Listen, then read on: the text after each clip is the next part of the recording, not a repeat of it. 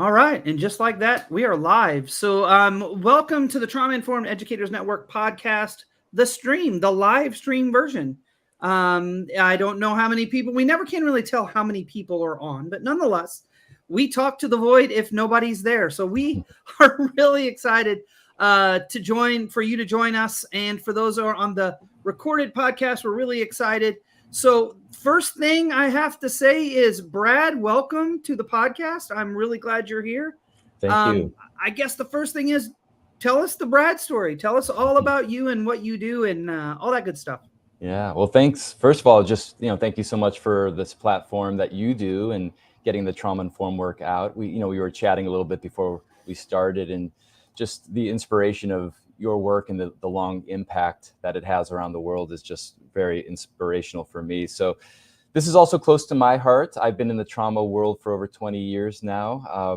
And I have also been committed to bringing this understanding of trauma-informed work, mostly clinically to other therapists, but also helping professionals and educational settings. And as maybe we'll get a little bit more into it, some of the community work that I've done as well. So let me tell you a brief story about how I got into the trauma work. It's actually a pretty interesting story. When I was in my late 20s, I was actually working in Asia in humanitarian aid, and I experienced trauma both outside of the people that I was working with, the Burmese people I was working with, and also inside. I experienced a lot of what I would now call secondary trauma. And I didn't really even have that word in my mind at that point. I just knew that there was a lot going on, and I was always curious, and I wanted to understand more of how what was happening was really impacting people and how it got passed down generationally and through cultures and through family systems. So I went back to the States, both to learn and get my education, but also to heal myself. And that entered me into this whole world of trauma. And it was a very exciting time. I came into Somatic Experiencing initially. That was my first foray into being trained as a somatic-oriented trauma therapist, and got trained as a somatic therapist, started teaching, practicing, and eventually my focus really got more interested, less in what we call shock trauma, which is PTSD, and more interested in relational or developmental trauma, which I know you and I will dive into together here. And so, yeah, for the last, 10, 15 years now, I've been teaching on what we call complex trauma, developmental trauma. And now I am a senior trainer in the NARM Training Institute. NARM stands for the Neuroaffective Relational Model. And I'll explain a little bit more about what that is. But basically, it's a therapeutic approach for working with adverse childhood experiences and complex trauma. Awesome. And I made a big connection when you talked about your time in Burma, because for those of you who don't know, there was a humanitarian crisis. There was war between refugees from Burma who were stuck between Nepal and Burma. Nashville, Brad, is one of the largest relocation sites for refugees many years back. And we openly welcomed a large Burmese community. And I happened to work in the office of non-English speakers. And so I got to interact with a remarkable culture of people who had experienced incomprehensible experiences. So yeah. I've experienced the culture here while you experienced it there. And I know the power it had on me in seeing some very remarkable, I'm going to be honest, I don't like the word resilient. Because I wish people didn't have to be resilient. But if there were resilient people, the Burmese people that I interacted with were some of the most remarkably resilient people. So thank you for that work. And that is my brothers, both of them live in Asia. One of them lives in Mongolia. The other one lives in Taiwan. And I can tell you right now, my brother in Taiwan, it's a little unsteady with what's happening there right now. So, but let's get into, how do you see, because this is the Trauma Informed Educators Network podcast. So this is really educators, right? But I'm going to be honest, I know it's not just educators that listen. There's parents that listen, there's therapists that listen, there's social workers that listen.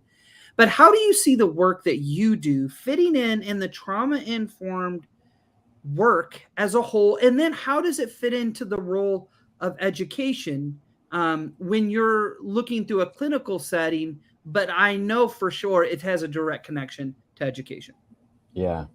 Well, I believe, again, I'm pretty biased because my whole world has been in trauma for many years now, but I believe that in 1980, something very significant happened in the world of psychology, which was the introduction of post-traumatic stress disorder. Now, of course, forever that humans have been on this planet, there's been trauma, but it really wasn't until 1980, at least in North America, where we had something to describe these experiences that we had been seeing and watching family members and loved ones and people really succumb to very debilitating symptoms and conditions. So 1980 introduced trauma, and it's taken some years for us to really understand the complexities of trauma. And I always talk about that in 1992, Judith Herman came out with her famous book called Trauma in Recovery. And in chapter 6, she calls it a new diagnosis. And she basically proposes that PTSD doesn't go far enough in describing some of the trauma that's not one-time events, but for example, if a child in their home is abused, if there's like a one-time incident, that's very different than growing up in an environment where there's always chronic domestic violence or drug addiction or neglect. And it actually impacts different brain systems even. So we need different tools to be able to work with, depending on if it's a shock trauma or complex or developmental trauma. And so how this relates to education, I mean, first and foremost, you were an educator for many years, and I used to work as a therapist with preteens and teenagers mostly, although sometimes younger children.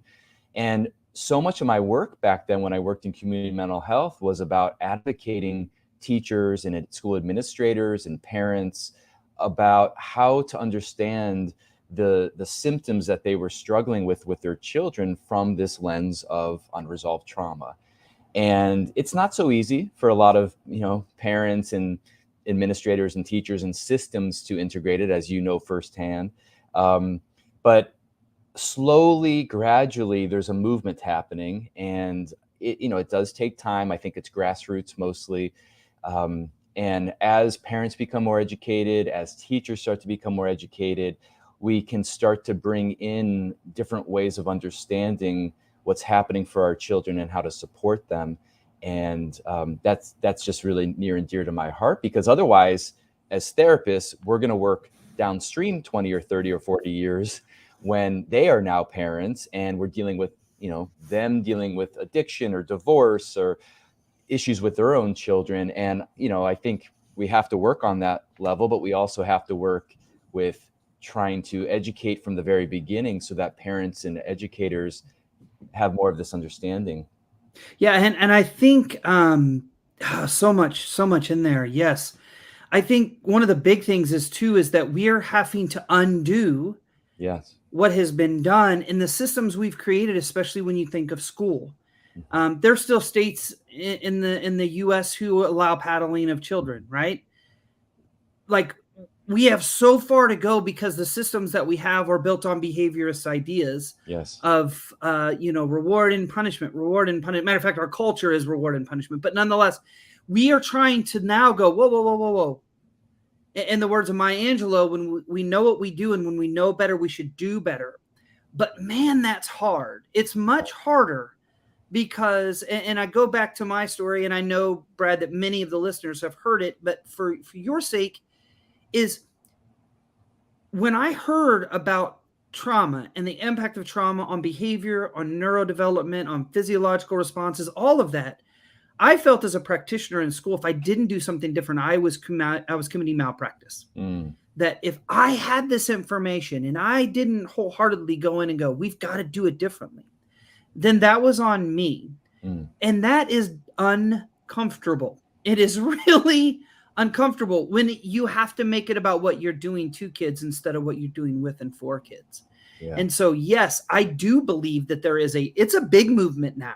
Yeah. But it isn't big enough. It's not big enough. Yeah. It's not big. And I think therapists and social workers and community health providers are like, I've been trying to tell you. Like, we've been trying to tell you all when we're talking about educators. So powerful. So let's get into that C, because I've never spoken to a guest on here about that C in CPTSD. I think most people know PTSD, post-traumatic stress disorder, but that C, a lot of times people don't even understand the link between the C and the PTSD. So can you go through that and talk to us about it?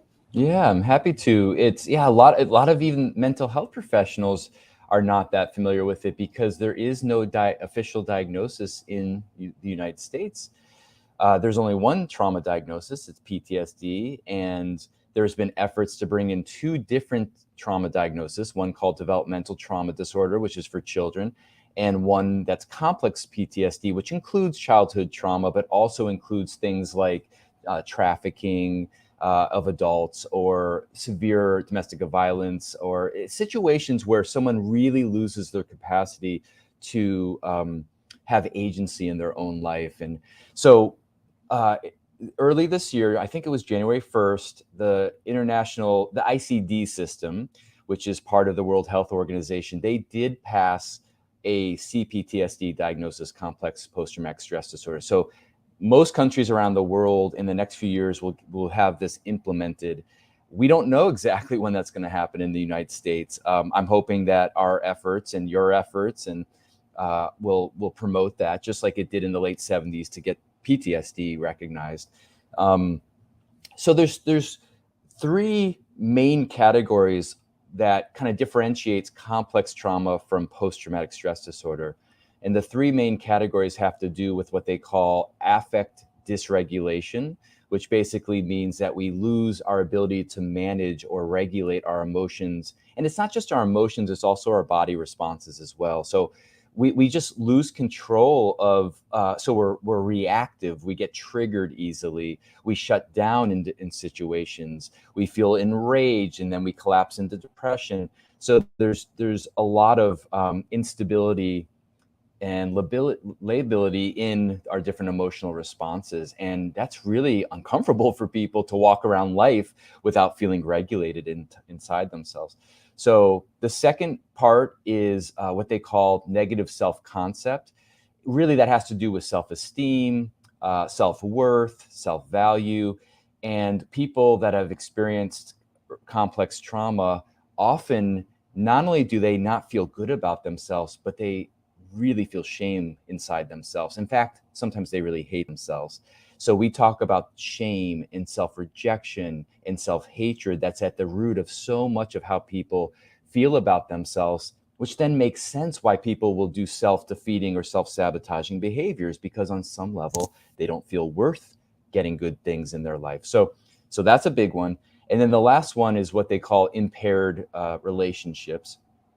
And that's pretty obvious what that's about. It's about when children move into adolescence and adulthood without a platform or a model for what healthy relationships look like, then they are going to recreate unstable or even toxic and destructive relationships in various situations in their life. And it becomes really tricky because people then don't really know how to be in relationship, particularly an intimate relationship. So that means with close friends, with partners, with children, and that there's a big cost to that, because we really need that social connection. I know I've talked to Perry on your podcast.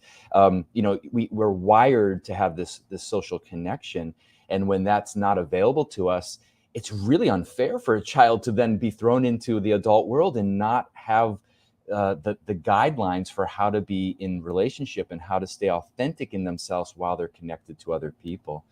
So those are the three categories that are built kind of on top of the PTSD diagnosis that we look at with complex trauma.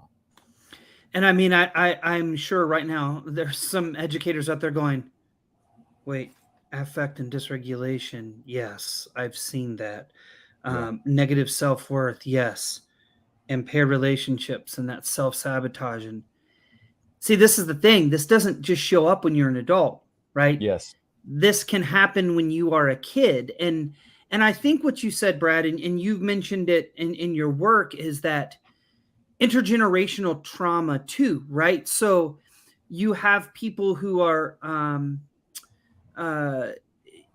experiencing complex PTSD or complex trauma, and they're not getting the help they need for whatever reason. And I'm not putting that on them. I'm putting that on the system that may not be providing the help they need. And that gets passed from generation to generation. If not, we don't understand it, right? In all aspects, educators, therapists, hospitals, police departments, everybody has to understand the complexities of trauma so we know how to operate when we go into spaces, places, and interact with those that we're working next to.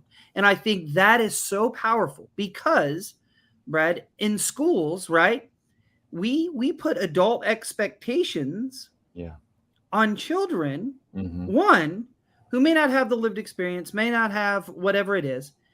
And then we punish them when they don't meet the expectation. And we punish kids who have complex trauma. Yeah. And I've said it once and I'll say it 1,000 times. You cannot punish trauma out of anyone, not just children, anyone. It's impossible to shame and punish anyone. And what hit me really hard was when you talked about that shame and self-hatred and negative self-worth. Shame is such a primary use of a tool in so many areas, schools being one of them, as a driver for behavior management. And man, if the child already has a low self-worth and is driven by shame, the amount of pressure that puts on the child is incomprehensible. Yeah. No, it's true. It's really painful to watch the systems, like you said, that are continually inducing shame and fear. And yeah, we have a lot of work to do systemically, as teachers, as educators, as parents. And again, I think that's partly why getting some of this information, because one of the things that's very important for me about this information, I'm guessing as we just get to know each other, it's probably similar for you, is that it's very easy then to also shame the parents or the educators or the people in the systems. Fact. And yeah, what I always say is, who do you think those parents are besides kids that their parents failed them and their parents failed their parents and their parents failed? That's the intergenerational. So the blame doesn't even make sense because the parents need support too. So if we're going to shame or blame the parents for what they're doing, then we're just going to be reinforcing the cycle. Now, of course, parents do have to take responsibility for when they harm children. So that's absolutely we're not saying that they don't take responsibility, but there's a way to do that can be true accountability. And in fact, supporting them to develop empathy through that process. Like, oh, I start to feel what happens when I treat my children like this. I start to feel how this feels for me and, oh, how this might have felt for me as a child even. And then that you start to develop the beginnings of empathy, which is the flip side of shame. I mean, shame is really kind of pulling into ourselves and feeling bad about ourselves. And empathy is allowing us to really connect with other people and share a heart connection with people. I think about the very first guest on this podcast, way 2000, whatever it was, 19, I don't know, 20, can't even remember, was Jim Sporleader. Yes. And Jim Sporleader was the principal at Lincoln High School in Walla Walla, Washington, which the documentary Paper Tigers was done on. And Jim and I have since become friends. And the one thing I asked him, what would you do differently? What would it be? And he said, I would have treated the parents with the same grace that I treated my students. That resonated with me deeply. And I operated differently as a principal. It didn't mean I didn't get frustrated. It didn't mean I get angry. It didn't mean I wasn't judgmental, because all those things happen as a natural human response in some spaces. But man, did I take a pause. And I remember one parent coming in and he told me what he was going to do to me and when it was going to happen and how fast it was going to occur, because he was really upset. And I just stopped for a minute, pushed the pause button, kept myself in check, made sure I was regulated, and I just listened. And as he began to talk, I realized, of course, we all know this, it didn't have anything to do with me. And then as this barrier began to break down, he ended up crying on my shoulder for about 30 minutes. And he was a big guy. And he walked out and people said, what happened? And I said, we just connected. That was it. And I think there's so much power in that, because we've got to humanize this work, right? Exactly. And I think we've got to look at the pathology, but how has the pathology dehumanize the work that we do. And talk me through that. Where the role of pathology and humanization of what we do as a therapist, as an educator, as a parent, as a human, what are those? How do we balance those? Yeah, I mean, I think the place starts with the word that both you and I have used, which is the humanization. I mean, I think that the thing about trauma is it has the potential to really humanize our experience, that there are failures that happen in our environments that impact us. And I don't really even care so much about the definition of trauma. What I care more about is what happens when we have these failures and then how we're forced to respond to them in order to assure our survival and our well-being. So what happens, at least I can just speak for psychology, what we've tried to do, well, I shouldn't say we, but what psychology has tried to do for many years is tried to make it into more of a medical model. So they've tried to really classify these different symptoms, which, there's a debate, even if that's the best thing to do physically. I'm not going to go there because that's not my field.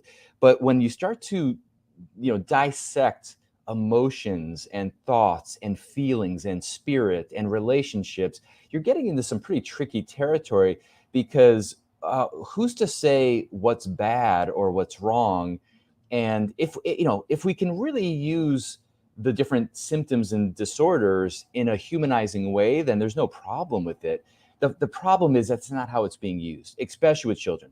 So, what I saw when I worked in community mental health, a child is growing up in a environment where there's many levels of failure. There might be active abuse or neglect. There might be substance abuse. There might be sexual abuse.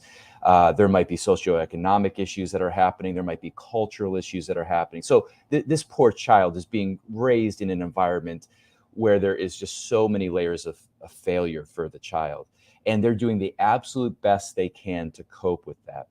And so then they go to school and they're showing up with these same behaviors that they're using to try to manage all of these failures in different environments, and it's going to start to look problematic.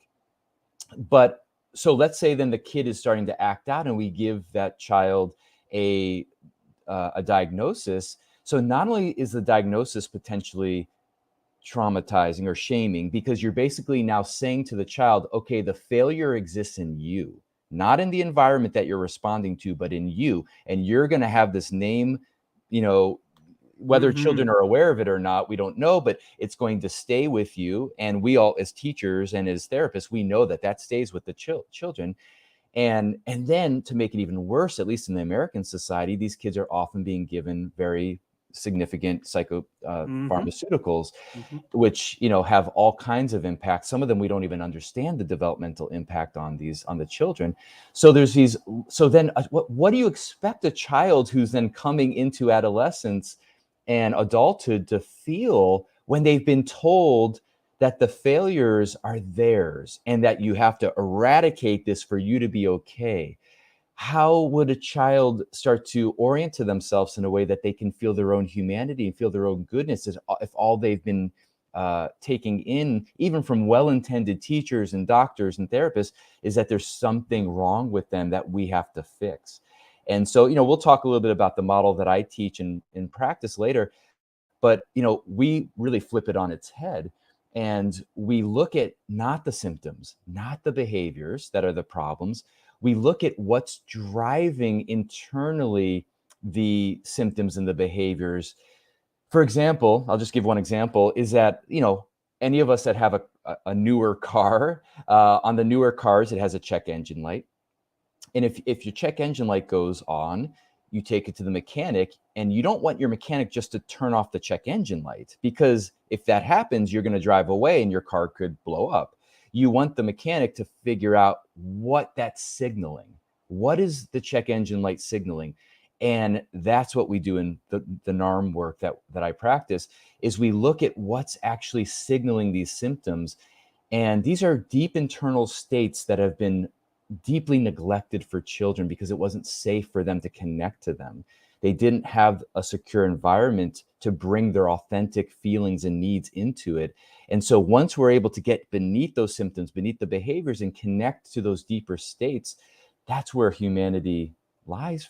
And that's where the hope lies, in helping a child. So I feel like I went way off from your question, but No, I mean, I think that's good to understand, right? And I think about, if it's your car and the check engine light is on, right? Then you take it. But if I'm the salesman or I'm on the other end, there's a lot of times, metaphorically, people don't want to know why the check engine light is it's on. true. It's They true. just want it turned off.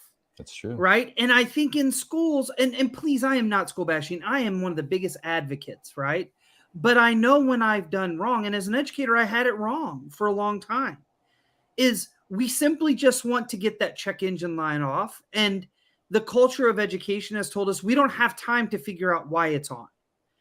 And I push back and say we have all the time. That matter of fact, if we don't have the time, then why are we doing what we're doing? Exactly. Right? Yeah. And so, no, I think it's really important that we understand that this isn't just saying good morning to your students every day, although that's really important. It is truly creating a safe, nurturing environment, not just a physical environment, but a psychologically safe environment where your kids, we're not asking teachers to be therapists, but we are asking teachers to create safe, stable, nurturing environments for kids, both physical and psychological safety, so they can lower that state that you just mentioned. And I want to take it even to a deeper level. I don't know if you'll relate to this or not, because I'm speaking more from a mental health perspective, but I'm sure this happens in schools too. So when we as mental health professionals are sitting around having our, what we call supervision meetings or consultation meetings, we're talking about our clients, getting support from our clients. And often the language that we're using is pathologizing and objectifying. And of course, the kids aren't hearing that, or the clients aren't hearing that. But when that's part of the failure is that the system, we're part of the system as teachers, as therapists, the system is not holding their humanity. We're looking at them through the lens of their pathology.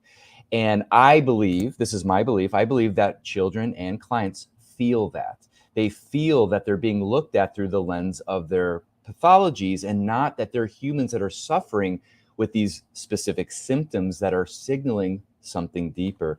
And so I think that is one area that for us as mental health professionals and for educators, we could do a much better job at. It doesn't mean that we dismiss the problems that are happening. It means that we understand more about the human that is experiencing those issues, that is then leading to the problems that they're dealing with. It's a fact. I mean, kids are intuitive. Kids know. Yeah. Right? And I have had kids tell me that, literally say, that's my ADHD. And I say, I understand. So what are we going to do? How are we going to make this right? What can we do? Right? And kids know when adults don't trust, like, or do, or don't, or feel safe, or don't feel safe. Kids know that. Yeah. And I go to thinking about one situation as a principal, and I would never use a student's name, but this child was struggling immensely at school, more than he normally would. And so I just called the parent and I said, hey, the only thing I asked is, did anything change? Did something happen? Mm-hmm. And you know what she told me is, the night before she was in an ambulance and she coded. She was in the hospital when I called. And so I'll never forget the conversation I had with the teacher, because the teacher was so exhausted. She was an amazing educator, but she didn't have the ability to hold that space at that time, because she also was in a dysregulated, unsafe space, right? Yeah.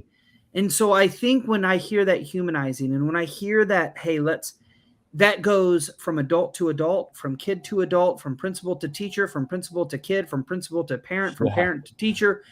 It's not just humanizing our kids, right? It's humanizing each other, because exactly. I could have gotten upset with the teacher who wasn't in that moment able to hold space and process that, and said, "Ooh, you are a horrible human being."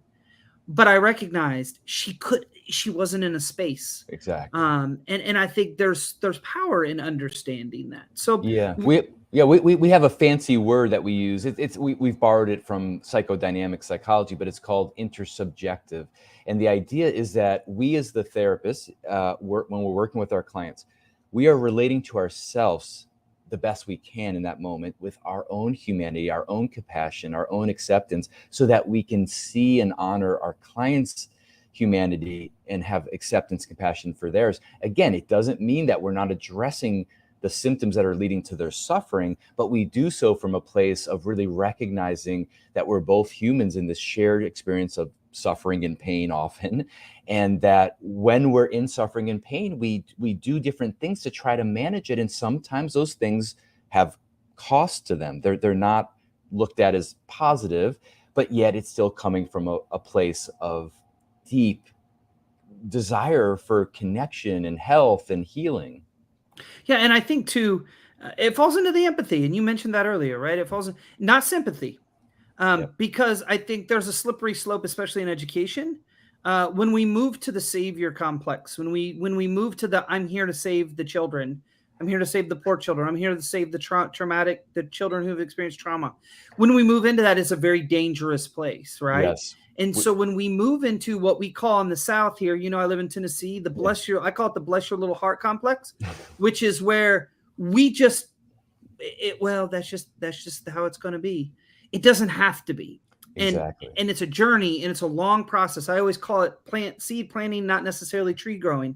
We may not see the tree, but boy, we can plant a lot of seeds of safety for kids. Yeah. And so I think we have to be very cautious, and make sure we're in that space, holding space for ourselves and others, but identifying with ourselves and not trying to fix somebody else. Yeah, we have a term for that. I'm throwing out all these terms, but we have a term, unmanaged empathy. Unmanaged empathy, and the idea is that unmanaged empathy feels good to us, but it's not often coming from authentic empathy.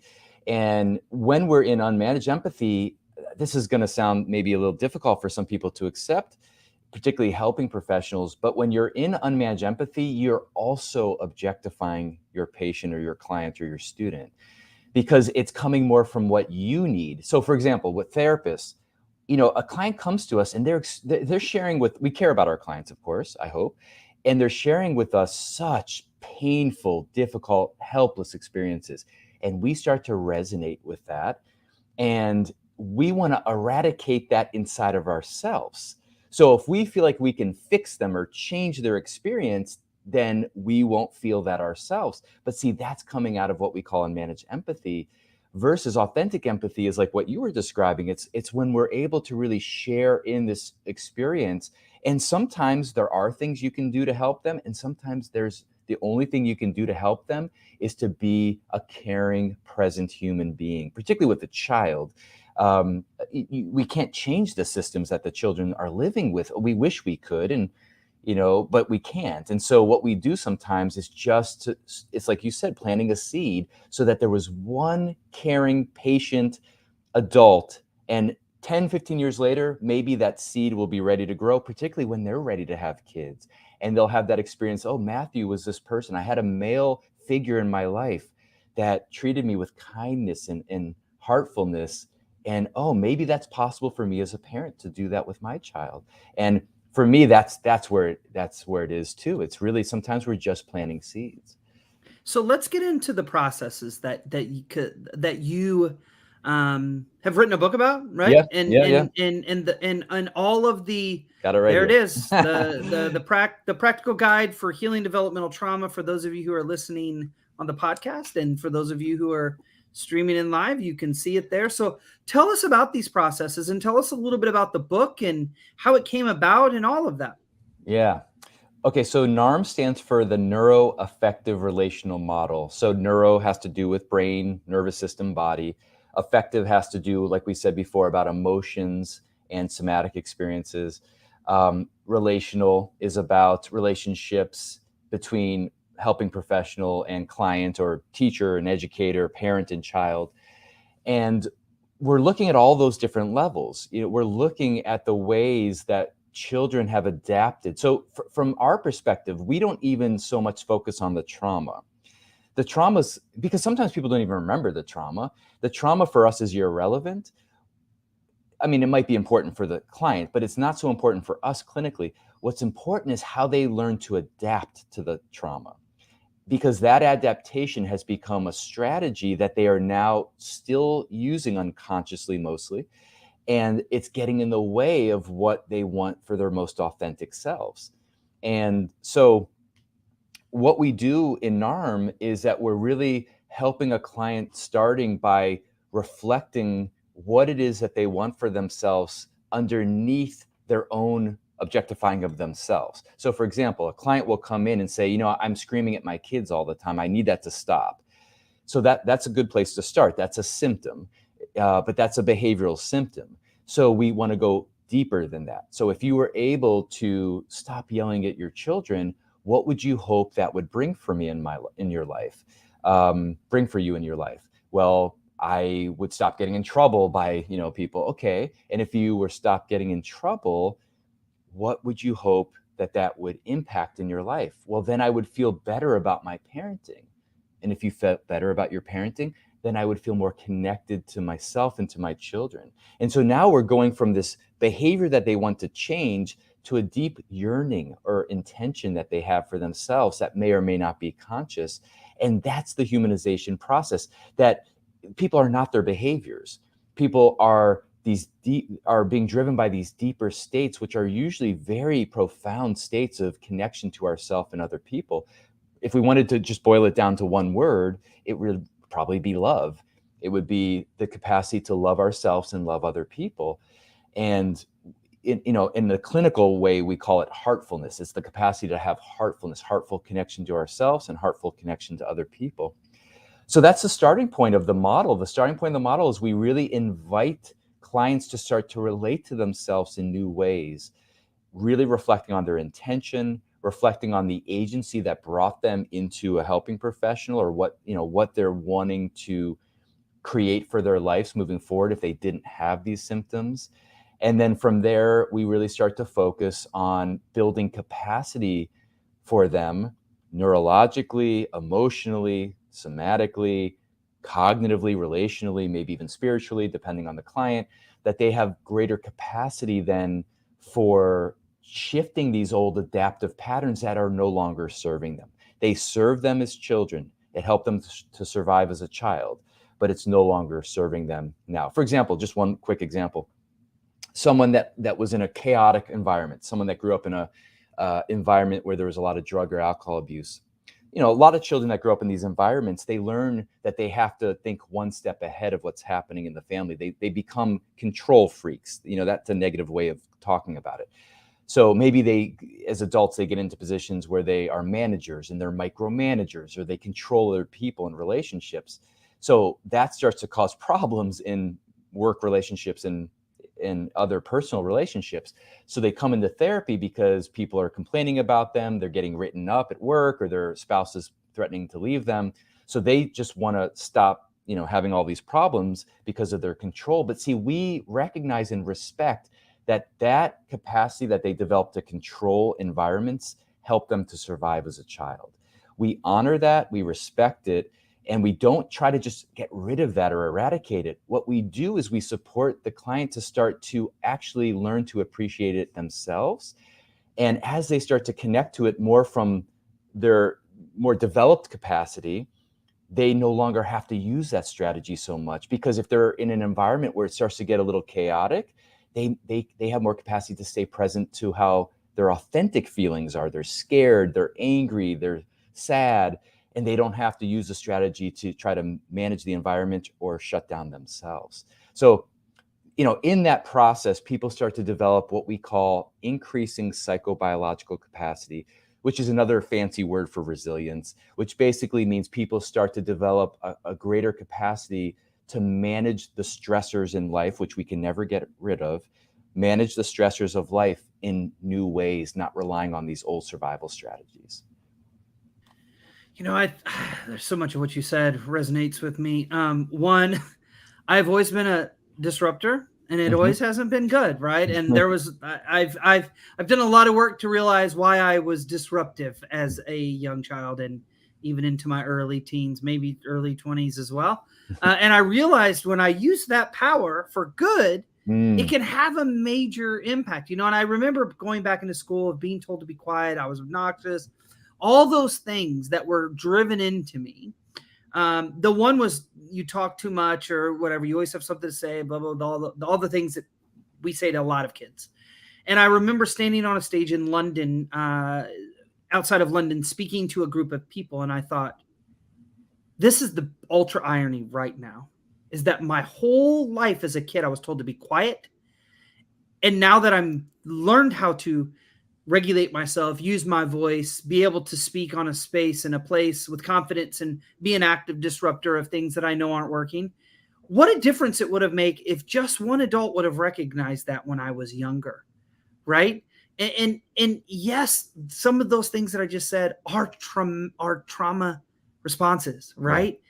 Because we think of trauma responses as the kid who's throwing the desk or the kid who won't say anything. No, the class clown, the academically high achieving kids, all of them, right, are equally likely to have experience things. And so I think what you said, there's so much it speaks to me. And I remember even in graduate school, matter of fact, he just tweeted me yesterday. Dr. Marzak said something like, great work, keep it up or something. And I responded with, man, you said one thing in graduate school, which is focus wholly on your strengths. Put all of your energy into your strengths and forget about those weaknesses.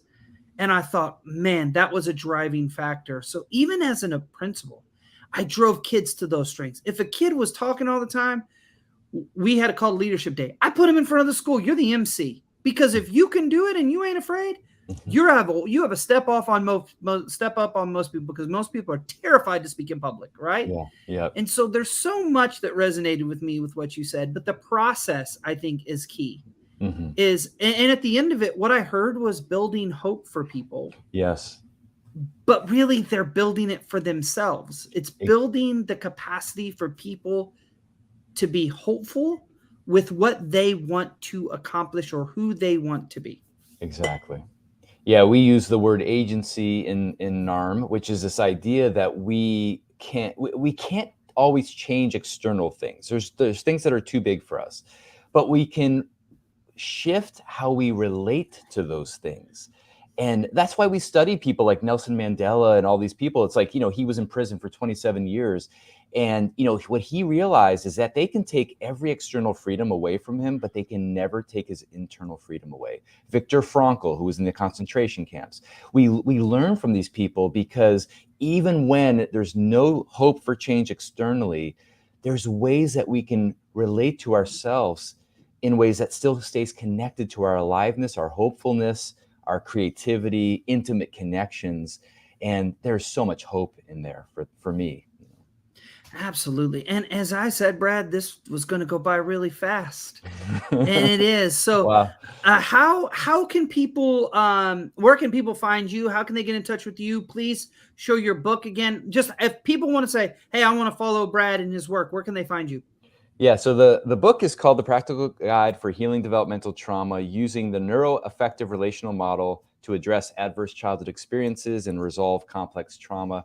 I'm very excited. It's my first book, and I'm very excited about it. 4 years in the writing, so happy to share it. And really, the intention is for it to be a resource for people. It was written mainly for helping professionals, doctors, nurses, therapists, teachers, but it's also written in a way that hopefully anyone that's wanting to learn more about this can use it. My publisher said that there's 37 different exercises that we wrote in this book. Lots of different exercises you can use for yourself. And for anyone that wants to learn more about the work, we have a website. It's narmtraining.com. We're a training institute, so we train helping professionals. We have 4 levels of training. Level 1 training is for anyone that's a helping professional. And then level 2 and above are for clinical folks. So that's mainly psychologists, therapists, social workers, people that practice counseling and psychotherapy. We have our own podcast called Transforming Trauma. I hope to get you on there some point, Matthew. It'd be great to have you on. We have all kinds of people that are doing NARM work, but also people like yourself that are doing other trauma-informed work. We've had some big names on there, Gabor Mate and Dick Schwartz and some other Stephen Porges.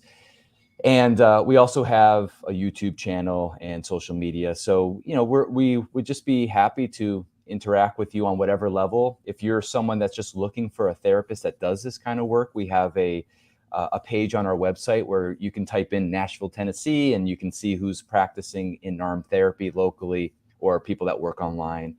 And yeah, so just I'm always open for people engaging with me. If you want to write me and ask questions after this, I'm really committed to bringing this work out into the world. So again, thanks, Matthew, for having me on here. Awesome. And you all, please, if you're interested, especially if you're in that space, educators, we're starting school.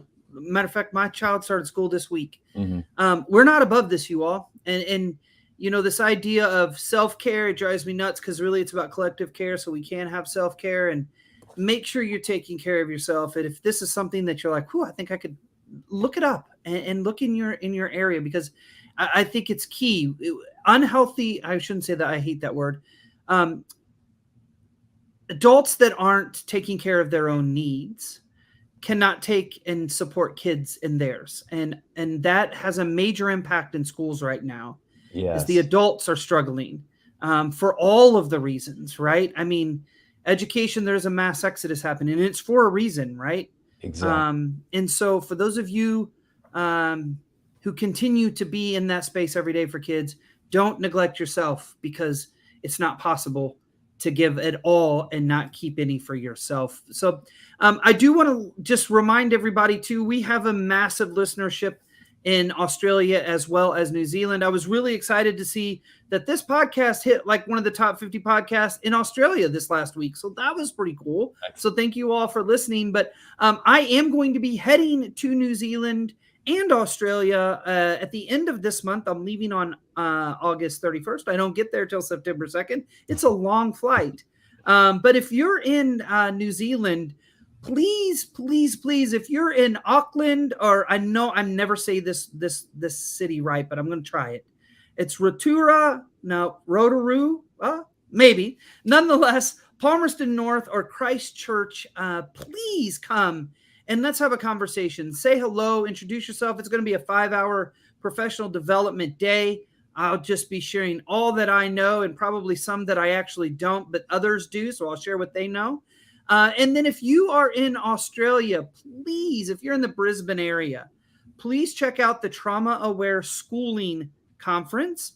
And that is on September 10th and 11th. You can check that out at traumaawareschooling.com.au. I'll be the opening keynote for that conference. And a previous guest on this podcast, Dr. Lori Desitels, will be opening on the second day. So you can hear from us. Come say hi. Let me know that you're a listener. And I'm glad to meet you. Oh, and I forgot to say, if you want to look at the New Zealand, if you're in New Zealand and you want to attend those, that is at www.compass.ac.nz. So please, if you can come out, I would love to meet you. And as always, if you want to follow me, you can follow me at Principal List on both Twitter and Instagram. Not very active lately, although I've been a little snarky on Twitter. And then on Facebook, you can follow me at my name. You'll just see my new fire pit in my backyard. I really don't use that professionally, but if you want to see my fire pit, I'll show it to you.